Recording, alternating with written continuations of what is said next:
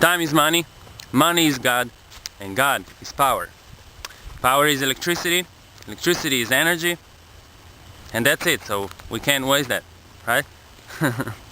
I said financially successful people fall for images too. Let's look at the industry of cars, but not the industry, but the marketing of cars. Okay? Now when you go to a show where they show you the new models of cars, you know, new cars and stuff, what do you see there? Okay, you don't know? Of course you know, just focus. You see nice, beautiful, model-like looking women right next to the car. You're standing next to a car. So we're gonna now focus on one car. So there's this car, right? And the woman is right next to it. So we are now impressed. Because who's buying really, you know, new models, luxury models, prototypes? But usually not really people who are interested in the technical aspects of the car, you know? What really impresses them, somewhere deep down, which they don't even understand, is that woman standing right next to the car. And I know a lot of you won't agree, and you know, I don't ask you to. Men who are interested in technical things about cars, they won't go and buy a prototype or some very new model, whatever. You know why? A lot of people would say, that's not true.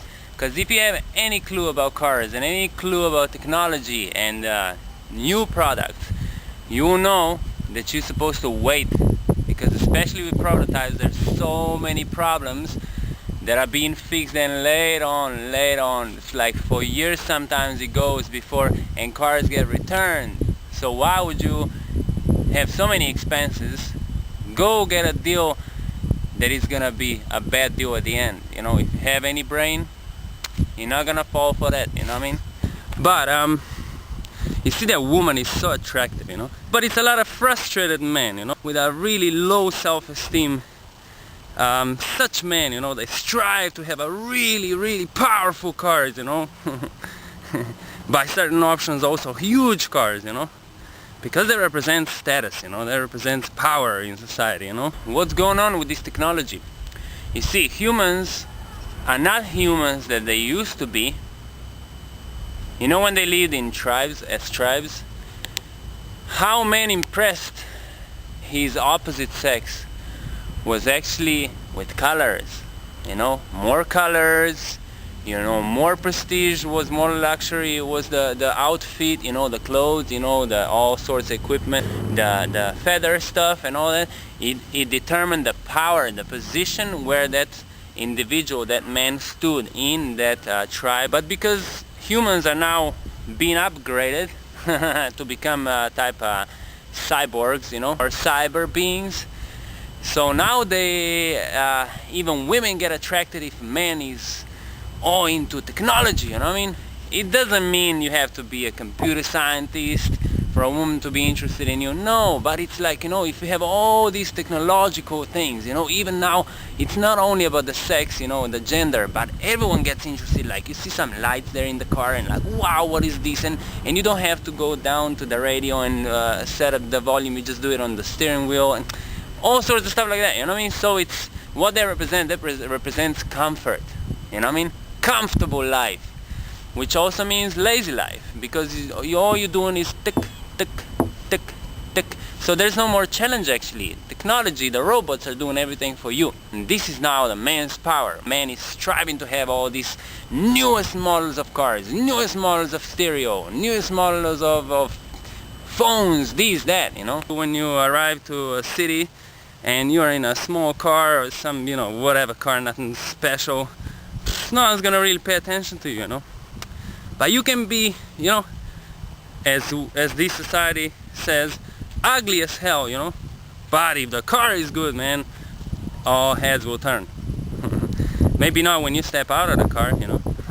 But as, you know, At least when you arrive, and that's it, that's enough, you know, you made an impression, you know. And you know, it's nothing surprising. So this woman inspires a flame, a fire within the man, and says, wow, if I have this type of car, I'm gonna have such women around me. So that's why they don't put some fat women there, you know what I mean? Because fat is ugly, you know what I mean? I didn't say that, but you know, I actually think opposite. I think they're a little bit chubby, you know, maybe a little bit full, you know, it can be quite attractive, you know, and natural, you know. So you see, it's this subconscious desire that makes this man to see this image, and he doesn't even know that that's actually playing in his mind. He doesn't know that, but he has money. And why can he buy like a newest model? Because he's some businessman, you know, or a mafia guy, you know. So he's taking a certain position that he wants to show that he has power, he's powerful, you know. So don't play with him, okay? Yeah, women also buy cars, especially some business type of women.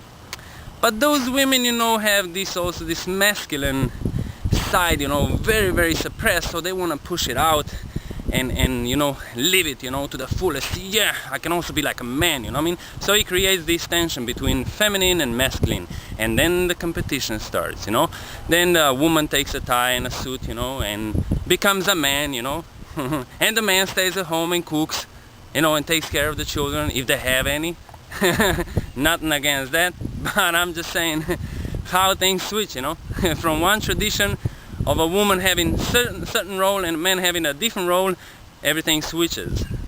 And then at the end, they're both business people, so they don't have time for each other. They don't have time to be humans. You understand that? These things play in the subconscious mind of people. Even if you tell them, they'll say, no, that's not true, you know. Of course, you know, I'm not saying that they know it's true or that you know it's true. But if you pay attention to it, you will understand. And once you understand, you won't be falling for it. So you won't be wasting your whole life, you know, to get somewhere up there and make millions and millions, you know, and destroy yourself completely, give up on everything in order to get that paper, you know. So that you can show to the world that you are powerful, you know, that you are powerful, that you can have everything that was taken away from you somewhere at some point in time in your childhood or in, you know, teenage years, or later on, or maybe that you was mocked in school, you know, or maybe that all the kids was laughing at you in kindergarten. You know, but it's okay, you know, as long as you understand the images, because it's nothing to be ashamed of at the end of all, you know, nothing to be ashamed of. It's just a trick, you know. It's this world that we see, that we look around and we say, this is blue, that's green, okay, that's brown, you know, that's gray, you know, that's white, you know, stuff like that, you know. But when it comes to the point that we actually cannot enjoy our lives, or actually cannot even focus on the purpose of us being spiritual entities and actually possessing powers that are way above and beyond this what you can see, then you're actually wasting your life, you know what I mean?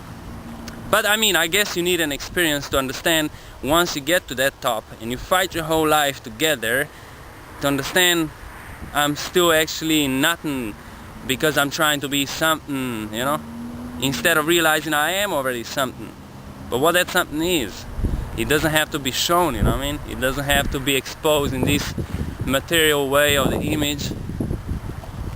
So it's just a matter of, you really want to be happy or you want to be thirsty and hungry all the time. Because if you go for these material things, you'll never have enough. Never. So that means you'll never find peace with yourself.